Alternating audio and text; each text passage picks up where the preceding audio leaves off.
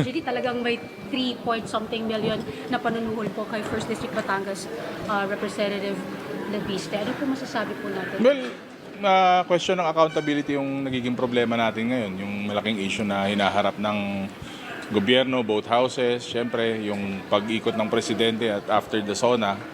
Well, accountability yan. So, kailangan sumagot sila lahat sa aligasyon, saka mga sitwasyon na kailangan nilang humarap sa media. At syempre, kailangan nilang harapin ng mustisya.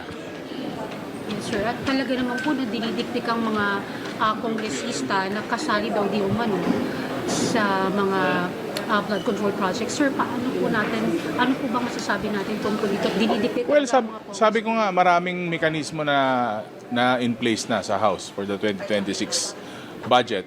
Siguro maraming aligasyon na binabato sa amin dahil kami po yung pinakamabilis na batuhin eh. History would not say otherwise na ang Kongreso ang paboritong punching bag ng lahat. Pero sabi ko nga, nandito kami ngayon tumatayo for accountability. Lahat kami gusto namin na makita transparent ang budget. We have included observers in our budget hearings. May mechanisms in place not only in the House of Representatives pati sa Senate.